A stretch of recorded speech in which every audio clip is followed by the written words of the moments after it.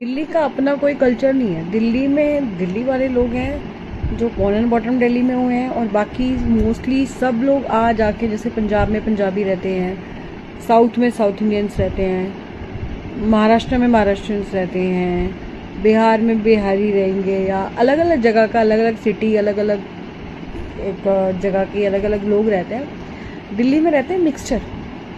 और दिल्ली में इतने कचरे दिमाग के लोग रहते हैं ना, एक औरत निकल जाए, सही घर से बाहर निकल जाए ना, उनकी मेंटालिटी यही होती है कि भैया ये मेरे को मिल जाए, ये मेरे लिए बनी है या मैं इसके लिए बनाऊँ।